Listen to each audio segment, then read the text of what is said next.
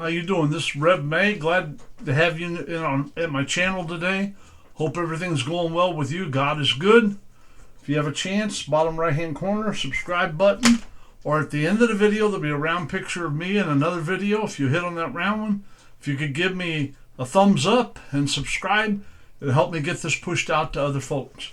Today we're going to talk about, are you a good parent or you might be a bad parent? You know, there's one way to go and another way to go. We're going to read in Proverbs chapter 13 and verse 24. He who spares the rod hates his son, but he who loves him is diligent to discipline him. All right, let me read that again. I stumbled a little bit. He who spares the rod hates his son, but he who loves him is diligent to discipline him. All right, diligent. Now, the rod here is taken in the context that it's not necessarily meant to be interpreted as a physical punishment, but rather as a symbol of discipline, correction, and guidance. Every child needs to have correction, guidance, and discipline. It's just a fact of life. They'll never grow up to be a responsible adult if the parents don't teach their children this. Now, a lot of people think that spare the rod, spoil the child means you beat them half to death, and that's not the way God wants you to treat your children. You don't have to beat a kid in order to get across to them what you need to get across. Now, I took a lot of counseling courses on how to counsel people as a minister, and almost every one I took said that if you physically spank a child on their behind or whatever after they're 7 years old, it's pretty negative to try to reach them to do the right thing.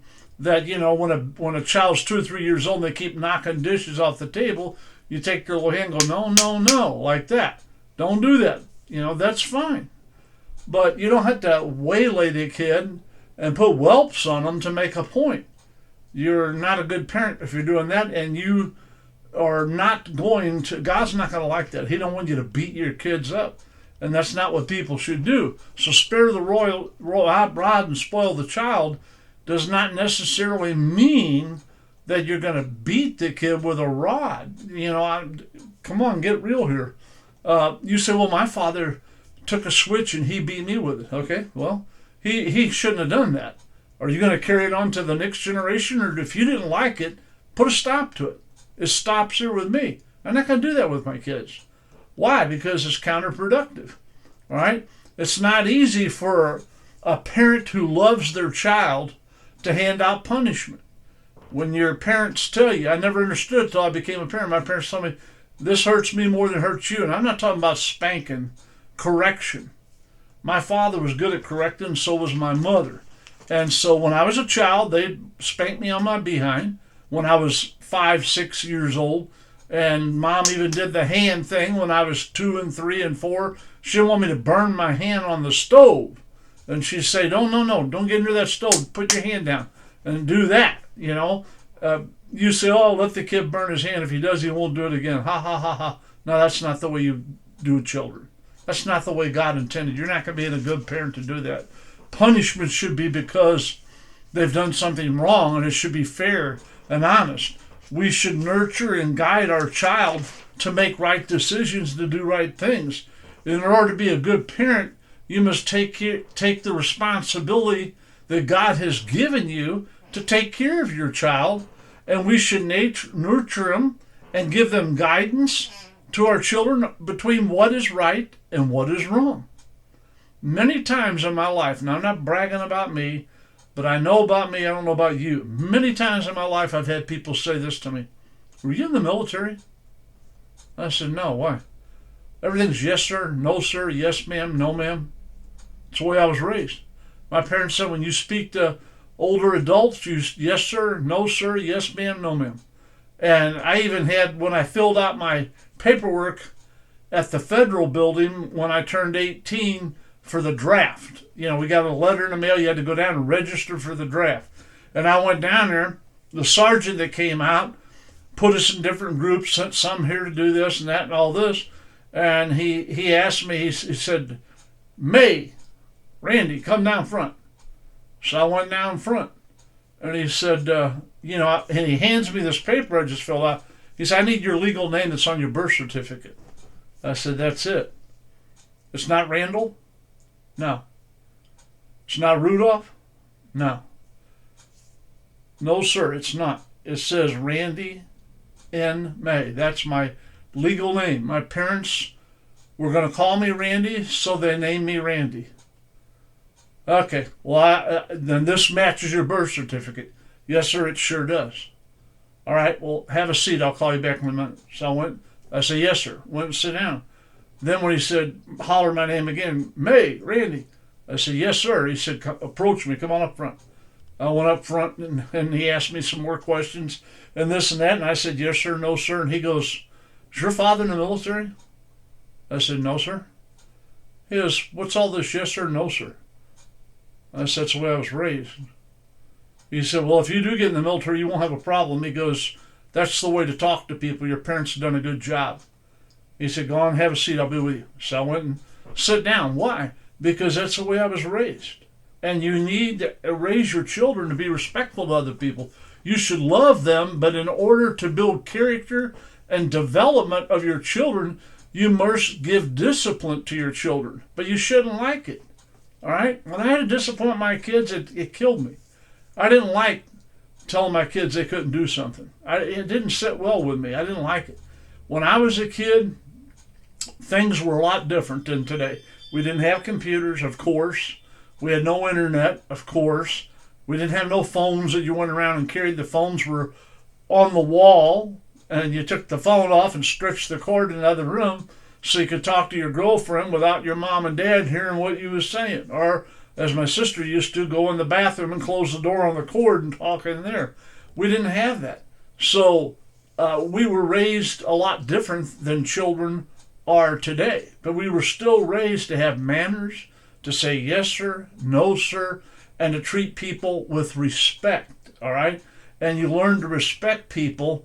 And the way my dad disciplined me was, I get ready to go out the door on Saturday. I got a baseball game. I got my uniform on. I've got my glove. My spikes are hanging around my neck because they were metal spikes that we had when I was playing baseball. We had metal spikes, metal cleats, and you sometimes sharpen them up a little bit. They were pretty sharp. You couldn't wear those things, only on a ball diamond.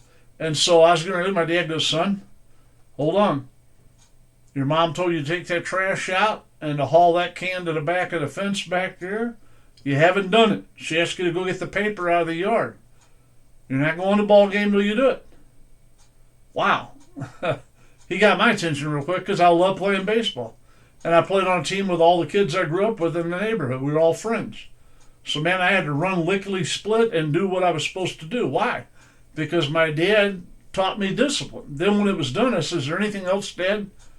He said, no, you can go on to your game, but next time, take care of it when your mom asks you. Don't make me have to say anything. And so that's the way we were raised. My father would take things away from me. Now, son, if you don't do this, this, and this, Saturday, I know you're wanting to go out and play baseball with your friends, you're not going to go nowhere. You're going to stay home. I mean, if he'd just whooped me and said, okay, now you can go, that'd been better with me. But when he said, I can't go nowhere, I got to stay in the house. Not only that, you can't have no friends over. Go up to your room, stay up in your room, think about what I told you. You know, that's what my dad did. And he'd take the TV away from you or he'd tell you couldn't go. He even told my sister when she was like 16 or 17, he said, what are you doing? She said, I'm getting ready to go out on a date with so-and-so. And my dad said, your mom asked you to finish washing and drying the dishes and the sink still got dishes in it. He said, you're not going out on a date nowhere tonight unless you get that done. Well, he's supposed to be here any minute. All right, do you really want to go? Yes. Then you need to get in there and get to work. Put an apron on so you don't get your clothes dirty. When he comes, I'll keep him company. And so when he came, Dad had him sit down in the living room, and Dad talked to him and sit there, and they talked till she was done. And Dad even told him, he kept looking. He goes, son, quit looking in there. He said, she was supposed to do the dishes before she went anywhere tonight. She didn't do them. She's not going nowhere till she does.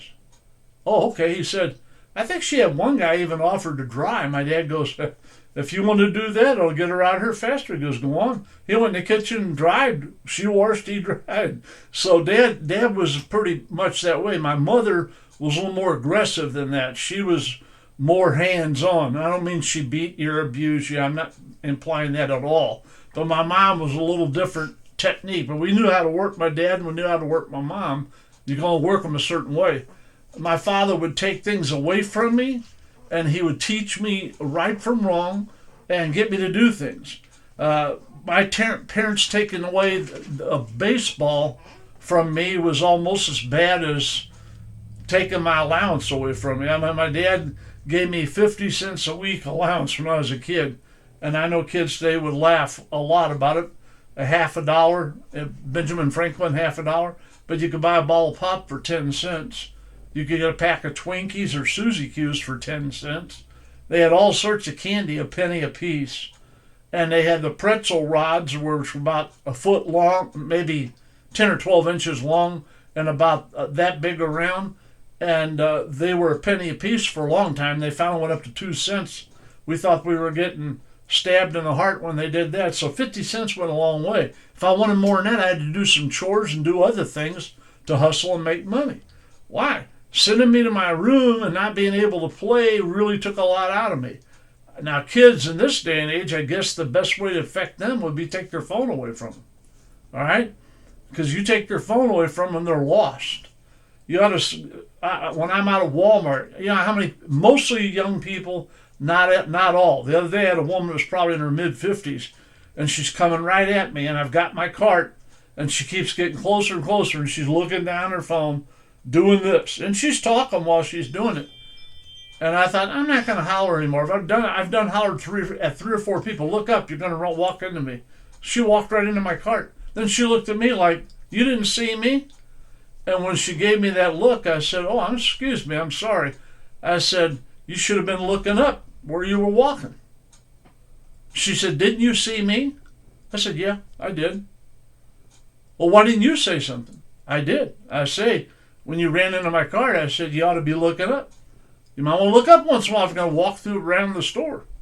And she stormed off. She didn't say anything hateful, but she was mad. You could tell her. Like, it was my fault that she wasn't paying attention and she's looking down playing with her telephone.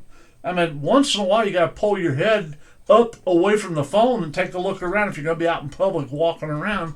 Accept some responsibility for your own actions. My dad was a boxer. Amateur boxer. Now, my dad worked in a coal mine before they had electricity. Then he was a semi-pro baseball player, a catcher, which is the roughest position. You get run into all the time. You get foul tips. You get bats thrown at you and everything else. And then he was an amateur boxer before he became a minister and built 7 churches. And so my dad did not like to whip me. He did not physically want to put hands on me. And I asked him one time when I was probably, 12 or 13, I said, Dad, you've never whipped me. He said, son, I don't know my own strength, and I fought so much in the ring, and then we worked in that coal mine all the time. We was always having lift heavy stuff and having people that would shove you and blah, blah, blah. And he said, baseball as a catcher, I didn't want to lay a hand on you. I'm afraid I hit you too hard. So I won't whip my kids. But he said, I'll discipline you, but I'm not going to do it physically. And he managed to get it done without laying a hand on me, because if my dad said, I'm just disappointed in you, you couldn't have hurt me any more if you'd have slapped me in my face than to hear my dad say he was disappointed in me. My mother, same way. I didn't want to disappoint her. It was a lot more different with Dad. I just didn't like to disappoint him, and I knew why he wouldn't want me, and I thanked him for it. But little kids, 2 or 3 swats on their hind end when they're little bitty kids, 4, 5 years old, 3 years old, so they don't burn themselves on the stove or knock all the dishes off of a table in the living room. Say, no, don't do that. Get their attention. But you don't have to beat kids to get their attention. You don't have to take a razor strap to a kid. I mean, I've seen parents do stuff like that. Don't correct a child when you're angry. Do it out of love, not out of anger. My dad taught me that. He said, don't ever do anything out of anger. It won't work well. And I remember one time at our church, oh, we were running probably well over 200 people, maybe 250. And that day, it was a Sunday morning, and there was a girl that was 14 years old, and she was kind of talking. There was other kids too that were talking, and her dad saw her, and he ran back and grabbed her, and she was like 5 rows down. There was 10 rows on each side, 10 or 12, anyway, but rows, and he grabbed her and marched her out, really holding her tight and mumbling to her. He couldn't make out what he was saying, but everybody could see he was mad as a thundercloud. He went out into that. We had 2 vestibules. He went out in that first vestibule, and you could hear him all the way up on the platform with the music going on. You could hear this guy. And I was like, what? And the music just stopped, and then here he come. You could hear his voice loud and clear, and he was really waylaying that girl. My dad walked off the platform, went out there and opened the door, and this guy had his belt off, and she was down on all fours on the floor, and he was beating her with that belt across her back. And when he threw it back, Dad grabbed that belt. And the guy pulled it, and my dad said, that's enough. It stops right now. He told my dad, this is my child. I'm going to discipline her. He said, you're not going to beat her like she's some wild animal. She's a young girl. Dad picked her up off the floor, told her to stand up. He told my dad, he got up in my dad's face and acted like he was going to hit my dad. Now, this guy's supposed to be a Christian. He's wearing a suit and a tie, and he's probably in his around 50 years old. And he got up in my dad's face. Big mistake. My dad just put his hand on his chest and said, whatever his name was, I'll call him Brother Smith.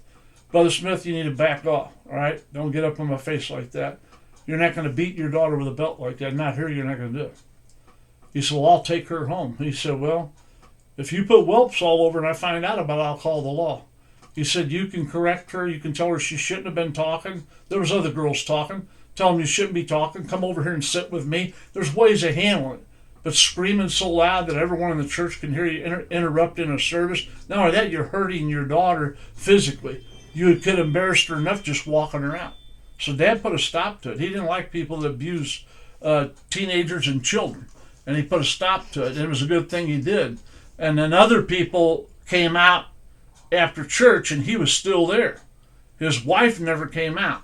So he went out and sat in the car while his wife stayed inside. He had a lot of people tell him about that. So we need to realize that correcting a child should not be done in anger. Because if you do it in anger, you're going to go overboard.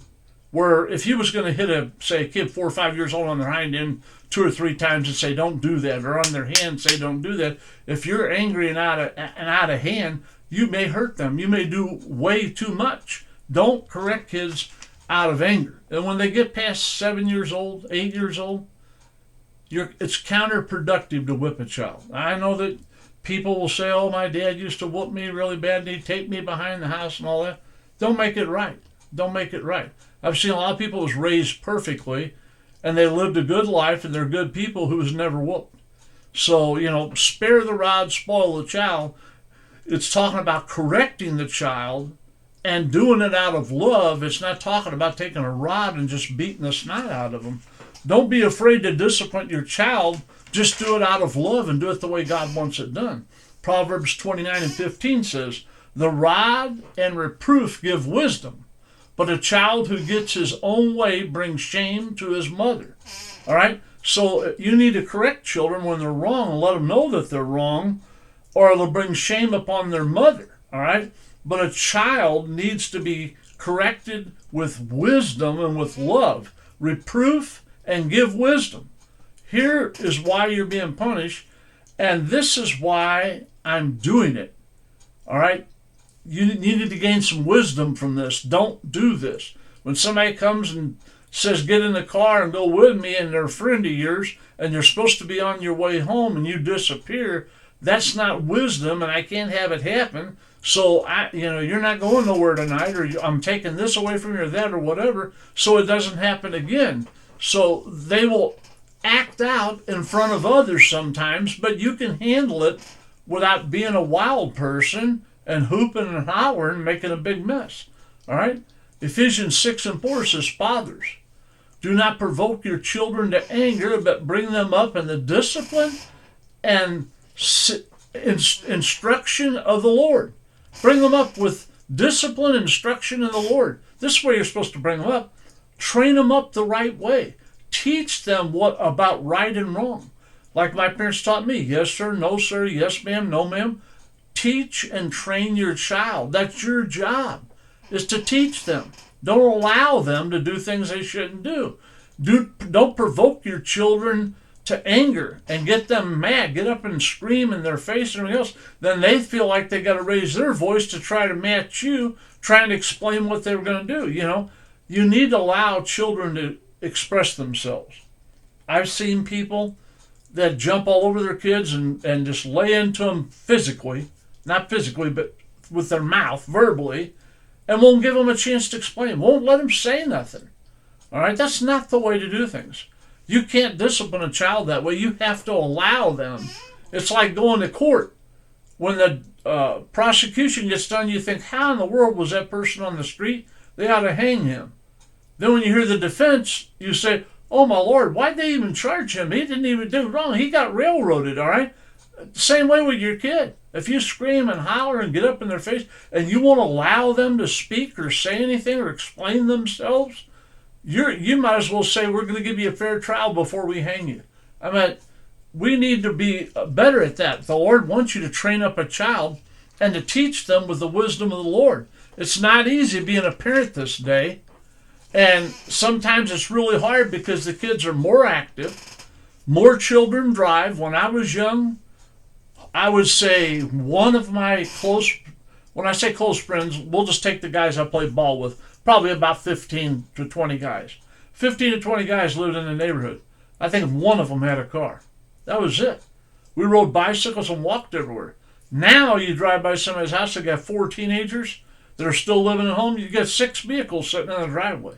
All right? So things are a whole lot different today than they are. Kids have the internet, they have the telephones, they have the phones. They can get themselves in a lot more trouble than we could have when we was kids. You didn't get real far away from your house. At night when you was a kid, you was somewhere in the neighborhood. You better be, and most kids, you had to be on your steps or in front of your house when those street lights came on, or you were going to have a problem with your parents. And then your other friends that lived on the same street, then they could come down and play in front of your house. You could go up and play in front of theirs. A lot of the mothers in the summertime sit outside, and so you could play, midnight outside. But you had to be where they could see you and what was going on. To be a good parent, you have to work at it. All right? If you want to be a good parent, you got to work at it. If you don't work at being a good parent, you're going to be a bad parent. And a bad parent is somebody that lets their kid do anything they want to do, lets them talk to them disrespectful, and they don't make the child do anything, and therefore that makes you a bad parent because you're not training that child right. All right? You have to train them in the way of the Lord, and you have to train them to be respectful of other people and other people's feelings, and teach them how to operate in your home so that everyone can have peace and get along. But you can be a good parent or you can be a bad parent. It's up to you. But let me tell you something. Discipline a child the way God tells you. And spare the rod, spoil the child does not mean that you take a rod and beat your kid with it. All right? You don't have to beat children to teach them to do the right thing. You don't have to waylay a kid to teach them the right thing. And you screaming and hollering, not letting them explain themselves or let them talk, you're escalating things and you're raising your children wrong. You need to take them in and sit them down on the couch in the living room with your wife and sit down and say, okay, we got a problem here, and address the problem. Then ask them, how do you think I ought to take care of this? This is what you did. You were supposed to be home at midnight. You came in at 2:30 last night and snuck in. And you were supposed to call me around 10 o'clock and you never called. All right? So you're going to have to be punished for this. What do you think your punishment ought to be? Of course, if they say something real easy, that doesn't mean you have to do it. But they may surprise you. I know some parents say, yeah, well, next weekend I can't go out nowhere. You think that'd be a fair punishment? I wouldn't like it, but yeah, I think, at least let them explain, all right? Maybe they had a flat tire. Maybe their friend that was driving home had an accident. He's got an accident report he can show you, or he got pulled over and got a speeding ticket and all that, and that's why they were 15 minutes late. You'll never know anything if you jump on them when they walk in the door and just scream and holler at them and tell them to get to the room and act like a wild person. That's not what God wants. Are you a good parent? I hope you are. If you aren't, no parent's perfect. All right, let me just tell you that before we close. No parent's perfect. It's not easy being a parent. If you make a mistake, there's one thing I never failed to do with my kids. My wife did a lot better job correcting them than I did. Much better job. But if I made a mistake and I did something that wasn't right, I would tell my kids, look, I was wrong. I shouldn't have said that, or I shouldn't have done this, or whatever, and it's not going to happen again, and I apologize to them. And my kids were always appreciative of that, because if I made the wrong decision, I would tell them, look, I was thinking kind of hot-headed. I thought I was calmed down, but now that I am, I can think clearly. I wasn't being fair with you, and here's what I did wrong, and we're going to correct this right now.